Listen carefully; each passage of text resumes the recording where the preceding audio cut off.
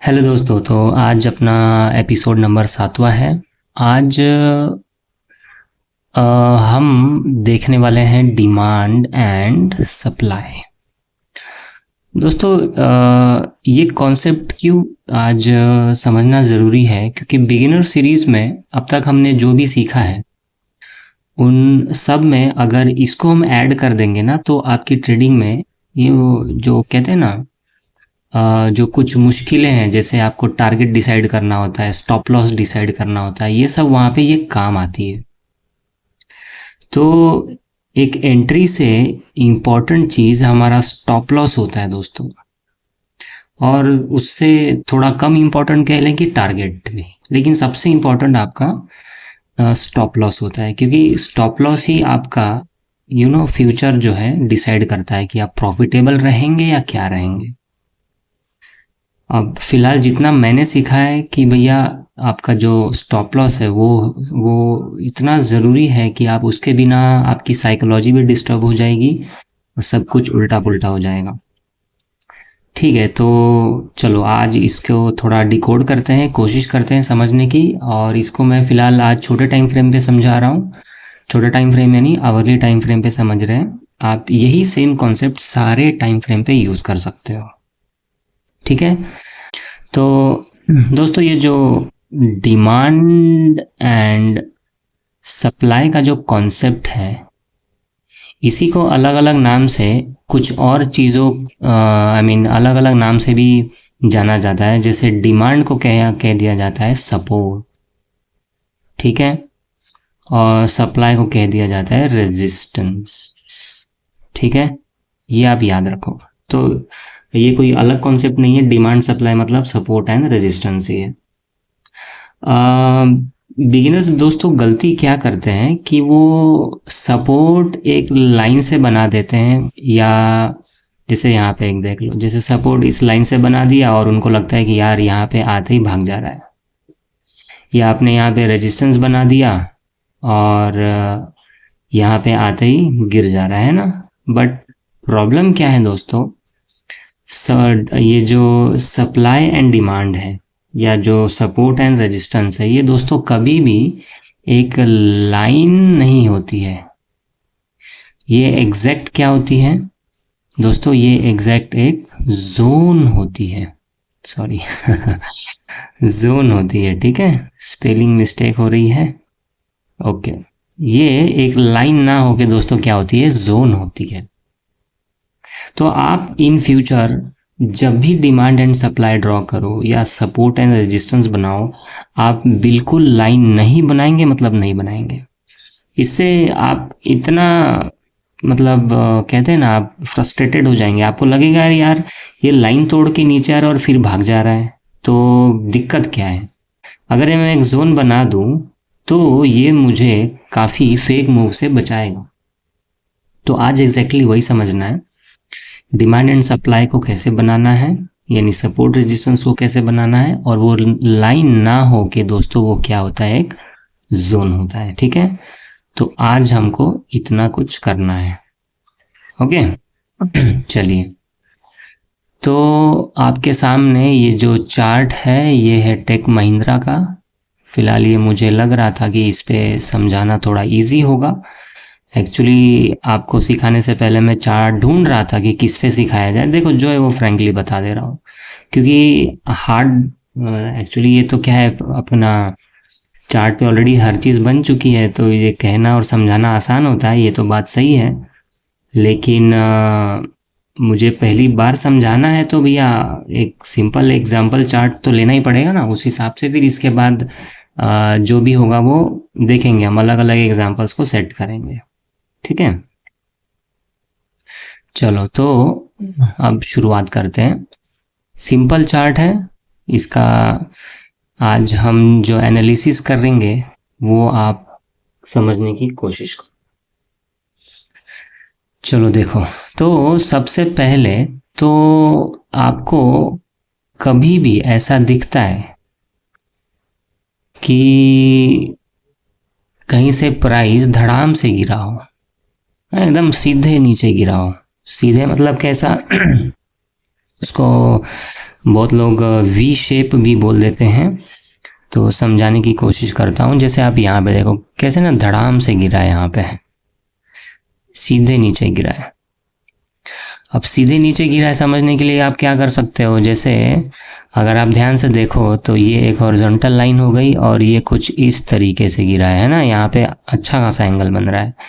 यहाँ पे आप देखोगे तो उतना स्टीफ नहीं गिर रहा है, यहाँ पे एंगल और कम हो गया है ना। तो जितना ज़्यादा एंगल यहाँ पे बनेगा ये इस पॉइंट पे, आपको समझ जाएगा कि ये चार्ट काफ़ी स्टीफ बना है, काफ़ी तगड़ा गिरा है यहाँ पे, है ना। तो तगड़ा गिरा है तो ये एक हमारा ऐसा पॉइंट है दोस्तों जहाँ पे काफ़ी बिकवाली हुई है। मतलब सेलर्स नहीं चाहते हैं कि यहाँ से प्राइस इस जोन से प्राइस ऊपर जाए, इस जोन से। तो हम यहाँ पे क्या करेंगे, एक जोन मार्क कर लेंगे। अब जोन मार्किंग के लिए हमने क्या करा है, हमने अपने सबसे पहले वीडियो में देखा था कि ये टूल्स का यूज़ हमें जो करना है वो आज ही इस्तेमाल करेंगे। तो फर्स्ट वीडियो जिसने नहीं देखा है basic of trading view setup, वो प्लीज़ देख लो। और अब ज़रा समझते हैं। तो मैं यहाँ पे एक जोन बनाने की कोशिश कर रहा हूँ। जोन कैसे बनाएंगे, थोड़ा चार्ट जूम कर लेते हैं तब समझते हैं। ठीक है, अब ज़रा देखो यहाँ पे, ये आप इसका हाई मार्क कर लो, ठीक है। और आप क्या करेंगे, आप इसके पीछे का जो एक लो दिखेगा ना, कोई भी लो, जैसे ऐसे आ रहा है, आप ये एक मार्क कर लो, ठीक है। बस हो गया, ये एक जोन हो गया। इस जोन के बाहर जाने पे ही हम खरीदारी करेंगे। यहाँ पे कहीं भी आ जाए तो हम तब तक इसको नहीं खरीदेंगे जब तक इसके ऊपर जाके सस्टेन ना कर जाए, ठीक है। वो एंट्री एग्जिट बाद में समझेंगे, फिलहाल आप ये जोन इंपॉर्टेंट याद रखो। जब जब यहाँ आएगा हम फिलहाल सेल का ट्रेड लेंगे जब तक इसको पार ना कर दे। अब इसके बाद देखो जरा, अब क्या है, अब इसके बाद आ गया ये। अब जब ये चार्ट नीचे आ गया, प्राइस नीचे आ गया, क्या प्राइस नीचे आने के बाद यहाँ पे काफ़ी समय से घूम रहा है ना, आप देखेंगे कि 1-2 दिन से घूम रहा है, 1 दिन 2 दिन 3 दिन कितना भी हो, 1 दिन घूम जाए, कम से कम 2-3 घूमे तो बहुत बढ़िया है।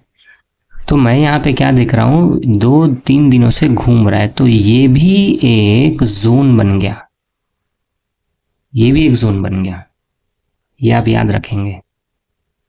तो इस जोन में भी अब जब आएगा तब हम इसको सेल करने की कोशिश करेंगे। दोस्तों ऐसा ही कुछ दिख रहा है क्या, देखो यहाँ से फिर नीचे आके फिर यहाँ पे घूम रहा है ना, ये एक जोन बना रहा है। तो यहाँ पे भी एक कर लेंगे और यहाँ पे भी एक कर लेंगे, ठीक है। तो ये सारे जोन्स बनते जा रहे हैं। अब इस जोन में जब जगह आएगा हम उस हिसाब से इस पे ट्रेड करने की कोशिश करेंगे। आप क्या करेंगे, थोड़ा इसको कलरफुल बना लेंगे ताकि डिस्टर्बेंस ज़्यादा ना हो, ठीक है। अब देखो यहाँ पे ऑटोमेटिक गिर रहा है, वो तो बात ठीक है, लेकिन यहाँ पे हम जोन जो है कलरफुल बना लेंगे। जैसे यहाँ से एक ये जोन तैयार हो गया। आप इसकी सेटिंग कर लेना, थोड़ा बढ़िया दिखेगा। मैंने ऑलरेडी यहाँ पे सेटिंग करके रखी हुई है, ठीक है। इस तरीके का हम जोन बना लेंगे। अब जोन बनाने के बाद देखो, अब जब जब यहाँ आएगा, और दोस्तों जो हमने कैंडलस्टिक पैटर्न्स पढ़ा था ना, वो यहाँ पे अब काम आएगा, ठीक है। अब ज़रा ध्यान से समझो, अब ज़रा ध्यान से देखिए। जैसे यहाँ पे इस जोन में आता है, इस जोन में आने के बाद क्या ये अकेला कैंडल है, ध्यान से ज़रा देखना है और समझना है डिमांड सप्लाई जोन कैसे काम करता है। अब ज़रा आपको समझेगा। अब आप ध्यान से देखो कि ये जो कैंडल है, ये जो रेड कलर की कैंडल है, क्या इस रेड कलर के कैंडल ने बाकी पीछे की सारी कैंडल्स को खा गया है क्या? अच्छे से ध्यान से देखो, इस अकेले कैंडल ने इस पूरे मतलब 7-8 दिनों का या 5 दिनों के कैंडल्स को खा गया है। खा गया मतलब एंगल्फिंग पैटर्न है, याद करो जरा, हमने एंगल्फिंग पैटर्न पढ़ा था। और दोस्तों क्या ये एंगल्फिंग पैटर्न सुबह की पहली कैंडल है क्या, जरा देखते हैं। अगर दोस्तों सुबह की पहली कैंडल है ना तो ये तगड़ा है। ध्यान से देखो टाइमिंग 9:15, अगर आप नीचे ध्यान से देखेंगे 8 अप्रैल 9:15 बजे की पहली कैंडल है। दोस्तों मार्केट खुलते ही इस जोन से रिजेक्शन लिया इसने। दोस्तों जब मार्केट खुलते ही पहला कैंडल रिजेक्शन लेता है ना, ये बहुत तगड़ा सिग्नल होता है। इसके चांसेस ऑफ फेलियर के बहुत कम होते हैं, ये पास हो जाता है। ये पैटर्न ही ज़बरदस्त बनता है। तो ये जोन जो है, मतलब ये पूरा कैंडल का जो पैटर्न है, ये हमारा एंगल्फिंग पैटर्न बन गया। एंगल्फिंग है ना। और एंगल्फिंग पैटर्न बनने के बाद आप ट्रेड ले लो सीधे, मैं तो कह रहा हूँ। आपका जो भी स्ट्रैटेजी आप सीखेंगे यहाँ पे, उस हिसाब से आप ट्रेड बिंदास लीजिए, जैसे हमने वहाँ पे पैटर्न में सीखा था। ठीक है, कि काफ़ी तगड़ा हो गया। अब इसके बाद और आगे देखते हैं, और ये कहाँ कहाँ पे गिरावट कर रहा है। ठीक है, अब ज़रा और आगे आते हैं। अब ज़रा देखो, वापस इस जोन में आता है ना। इस जोन में आने के बाद, इस जोन में तुरंत नहीं खरीदना है। हाँ, इस जोन में अगर आपको कोई इंगल्फिंग पैटर्न दिख रहा है तो ले लो, लेकिन इस जोन के बाहर आना चाहिए। जैसे इस जोन के बाहर देखो, सीधे सीधे गैप डाउन किया है और यहाँ से सीधे नीचे आया है। वो एंट्री एग्जिट वो क्या है वो सब बाद में समझेंगे। फिलहाल हम बस देख रहे हैं कि ये डिमांड और सप्लाई को कैसे फॉलो कर रहा है। यहाँ से सीधे गिरता है ना। और यहाँ पे गिरने के बाद यहाँ क्यों रुका वो भी ज़रा देख लो, क्योंकि यहाँ पे कोई सप्लाई जोन होगा, डिमांड जोन होगा, है ना। डिमांड जोन क्या करेगा, उसको रोक लेगा, सप्लाई जोन उसको गिरा देगा। अगर आप ध्यान से देखो तो ये प्राइस यहाँ से आके ऊपर जाता है और फिर यहाँ से इधर जा रहा है। मतलब यहाँ पे इस जोन में है ना, ये रुका है ना, देख सकते हो। यहाँ पे 1 दिन 2 दिन वापस यहाँ पे रुका है और फिर यहाँ से बाहर भागा है ना। तो आप यहाँ पे भी एक मार्किंग कर लोगे, और जब आप यहाँ पे मार्किंग करेंगे तो देखेंगे कि ये वापस इस जोन से आके भाग रहा है। तो इस तरीके से दोस्तों आप डिमांड एंड सप्लाई का यूज़ करके काम बना सकते हैं, और इस तरीके से आपको एंट्री और एग्जिट में फ़ायदा हो जाएगा।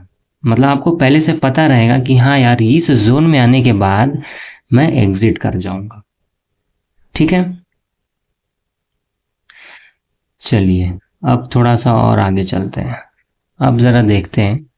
देखो यहाँ पे भी अगर आप ध्यान से समझें, यहाँ पे भी आने के बाद इस कैंडल ने एक लगभग एंगल्फिंग पैटर्न बनाया, लेकिन उतना बढ़िया एंगल्फिंग पैटर्न नहीं बनाया। लेकिन मान लो एंगल्फिंग पैटर्न है, उतना बढ़िया नहीं बनाया तो हम एक और कैंडल का वेट करेंगे। अगर ये इसको कंफर्म करता है तो हम एंट्री बना लेंगे। भले कंसोलिडेट कर रहा है, कोई प्रॉब्लम नहीं है, ठीक है। लेकिन यहाँ से आप देखोगे इस जोन से फिर नीचे आया है। हमको खरीदारी कब करनी है, मतलब बाइंग कब करना है, जब इस जोन के ऊपर चला जाए और सस्टेन कर ले। लेकिन ये जा ही नहीं रहा है, इस जोन में ही नहीं घुस रहा है। ठीक है, तो वापस इस जोन में आने के बाद गिर जा रहा है, वापस इस जोन में आने के बाद गिर जा रहा है। देखो पैटर्न बना बना के गिर रहा है दोस्तों। इसलिए मैंने जो आपको कैंडलस्टिक पैटर्न समझाया था, वो पैटर्न्स को आप ज़रा देखो, वो इंपॉर्टेंट पैटर्न्स है। मैंने मेरे एक्सपीरियंस में उन्हीं 3-4 पैटर्न्स को बहुत बार चार्ट्स पे बनते हुए देखा है। यहाँ पे फिर से वो एक पैटर्न बन रहा है बहुत बढ़िया, ये इस पूरे प्राइस को कैंसिल कर दे रहा है, ये रेड कैंडल। ठीक है, इसके बाद अब ज़रा देखो, ये इस जोन में घुसता है और यहाँ पे आने के बाद, अब यहाँ पे आने के बाद इस जोन को ब्रेक करता है। ब्रेक करने के बाद एक कैंडल सस्टेन करता है, यानी अच्छा है, सस्टेन कर रहा है, मतलब काम की चीज़ है। हम यहाँ पे बाइंग कर सकते हैं। ठीक है, मान लो यहाँ पे बाइंग कर लिया, तो बाइंग करने के बाद अब इस जोन तक जाना चाहिए, तो इस जोन के आसपास आ रहा है। दोस्तों ये ज़रूरी नहीं है कि इस जोन को टच करेगा तो ही हम एग्जिट करेंगे। क्या ये कैंडल आपसे वो कह नहीं रहा है कि भैया ऊपर से प्रेशर आ रहा है? थोड़ा आप ध्यान से देखो, ये इन्वर्टेड हैमर जैसा कुछ दिख रहा होगा। थोड़ा समझाने की कोशिश करता हूँ मैं। ये जो पैटर्न है, ये पैटर्न हमारा उल्टा हथौड़ी वाला है ना। मतलब ऊपर से सेलिंग प्रेशर आई है, और जब ऊपर से सेलिंग प्रेशर आ रहा है तो ये प्राइस बोल रहा है कि अब यहाँ जाना मुश्किल हो सकता है, तो यहाँ पे हम एग्जिट करेंगे। दोस्तों फिर से रिपीट कर रहा हूँ, वो 3-4 कैंडल के जो मैंने पैटर्न्स पढ़ाए हैं उसको वापस जाके आप देखिए, आपको वो बहुत काम आएगा। ओके, ठीक है। अब इसके आगे चलते हैं, अब ज़रा और देखते हैं। अभी इसके आगे इसके आगे कैंडल्स ख़त्म है। तो इस तरीके से आप डिमांड सप्लाई अलग अलग फ्रेम्स पे बना सकते हैं। थोड़ा और एक काम करते हैं, इस पे और थोड़ा पीछे चलते हैं और बनाने की कोशिश करते हैं, ठीक है। आइए, तो चलो यहाँ पे बनाने की कोशिश, शायद यहीं पे बनाया था, थोड़ा और पीछे चलते हैं, ठीक है।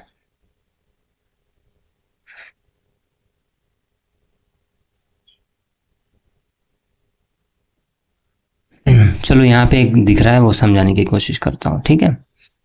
जैसे आप यहाँ पे देखेंगे, इस जोन में यहाँ से पूरा ऊपर आया, क्या इस जोन में वो काफ़ी दिनों से रुका हुआ है, और फिर बाद में अगर आप ध्यान से देखो यहाँ से वो ब्रेक करके ऊपर जाता है यहाँ से। तो ये यहाँ पे एक जोन बनता है, ठीक है, और इस जोन को आप आगे तक खींच दो। ओके, अब यदि ये यहाँ से गिरता है तो वो मैक्सिमम चांस है कि इस जोन से वापस जाएगा, और इस जोन से वो गया है ना। तो आपको बस यही याद रखना है, जैसे ये ऊपर जाके बेस फॉर्म करेगा ना, बेस फॉर्म मतलब वापस 1 दिन 2 दिन 3 दिन जितने दिन घूम ले वो तो बहुत ही बढ़िया है। तो आपको वहाँ पे एक जोन मिल जाता है। क्या आप यहाँ पे देख रहे हो, यहाँ पे भी एक जोन बन रहा है ना। यहाँ पे तो काफ़ी दिन से घूम रहा है, इसको आगे तक खींचते हैं अब और देखते हैं। अब ध्यान से देखिए, इस जोन पे काफ़ी दिन से घूम रहा था, मतलब अब अगर यहाँ पे आगे गिरा मतलब ये एज अ सप्लाई जोन काम कर रहा है, ठीक है। सप्लाई मतलब गिरेगा। अब आपने देखा यहाँ पे एक फेक मूव दिया, बहुत लोग यहाँ पे सुबह सुबह एंट्री किए होंगे, क्योंकि सुबह तो ग्रीन बनी होगी ना ये कैंडल।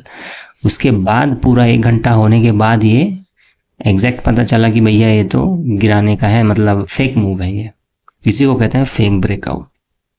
और यहाँ से प्राइस को ऐसा गिराया कि भागने का मौका नहीं दिया है, लताड़ दिया है, सीधे सीधे इस जोन से नीचे गिरा है, ठीक है दोस्तों। तो यहाँ पे याद रखो, हर जोन जो होता है ना, आप जैसे अब देखो ये जोन को तोड़ के ऊपर जा चुका है, ये पुराना मिटा देते हैं यहाँ पे। अगर आप ध्यान से देखो तो वही पुराने जोन को एक्सटेंड करते आ रहा हूँ। यहाँ पे इसने ब्रेक किया, सस्टेन किया, मतलब ऊपर जा सकता है। सस्टेन करना चाहिए, तुरंत नहीं कूदते हैं एंट्री लेने के लिए, कैंडल बनने देना है कुछ। अब कुछ कितना वो धीरे धीरे आप आगे समझेंगे। जैसे ही ये होता है यहाँ पे रीटेस्ट करता है और फिर भागता है, और इसी जोन को हम आगे और खींचते जाएंगे। तो और आपको याद रखो, जोन्स आप 3 4 बार 5 बार जितना ज़्यादा मतलब 4 से 5 बार आप यूज़ कर लो, उसके बाद उसकी जो क्या बोलते हैं फिजिबिलिटी कम हो जाती है। स्टार्टिंग में 1 बार हो रहा है, 2 बार हो रहा है, बहुत ही बढ़िया। तीसरी बार थोड़ा वो कम काम करेगा। मतलब कहने का क्या मतलब है कि अगर कोई प्राइस मान लो ऐसे ऊपर आई और यहाँ से टच होके गिर गया है ना, फिर सेकेंड टाइम आया, तो सेकेंड टाइम वाले का प्रोबेबिलिटी बहुत ज़्यादा है, मतलब कह सकते हो कि बहुत ही हाई प्रोबेबिलिटी है कि ये नीचे गिरेगा। फिर जब थर्ड टाइम आएगा ना, तो अब इसकी प्रोबेबिलिटी थोड़ी डाउन हो गई एज़ कम्पेयर टू सेकेंड वाले से। अब जब नेक्स्ट टाइम आएगा तो इसके बहुत चांसेस है कि अब तोड़ देगा। तो आपको सेकंड और थर्ड, सेकंड तो भैया आप यहाँ पे अच्छे क्वांटिटी से बाय कर सकते हो, इसमें थोड़ा सा आपको संभल के ट्रेड करना है, और यहाँ पे भी और ज़्यादा संभलना है ना। तो जो पहला वाला जो ये मतलब एक बार टच होके जब सेकंड टर्म आएगा ना, तो वो आपका बहुत ही अच्छा जोन होता है जहाँ पे आप अच्छे से बाइंग कर सकते हो। क्या दोस्तों, आपने एक और बात देखी कि ये जब सप्लाई था, सप्लाई मतलब जब इस जोन से प्राइस गिरा तो ये सप्लाई के जैसा काम कर रहा था यहाँ पे। उसके बाद जब ये तोड़ के चला गया और वापस ये सपोर्ट लेके चला गया, अब यही जोन जो सप्लाई जोन था वो डिमांड जोन की तरह काम करने लगा। Every support become resistance and resistance become support. मतलब हर रेजिस्टेंस टूटने के बाद सपोर्ट बन जाता है और हर सपोर्ट टूटने के बाद रेजिस्टेंस बन जाता है। वापस देखो, ये जोन जो है हमारा टूट गया, सपोर्ट टूट गया, सपोर्ट टूटने के बाद अब ये रेजिस्ट करने लगा ना, यहाँ पे आके रेजिस्ट करने लगा, यहाँ पे आके रेजिस्ट करने लगा। तो हर सपोर्ट रेजिस्टेंस की तरह काम करता है टूटने के बाद, और जो सपोर्ट है वो रेजिस्टेंस के जैसा और रेजिस्टेंस सपोर्ट के जैसा। तो कुल मिला के यही सारा सीन है। तो आज के लिए बस इतना ही। आप इसी तरीके से जितने मैक्सिमम चार्ट्स हैं अलग अलग टाइम फ्रेम पे आप ड्रॉ करो और इसको समझने की कोशिश करो। मैं तो कह रहा हूँ पहले आवरली पे आप ट्राई करो, इसके बाद अलग अलग फ्रेम पे ट्राई करो। ठीक है, तब तक के लिए बने रहें। Thank you so much.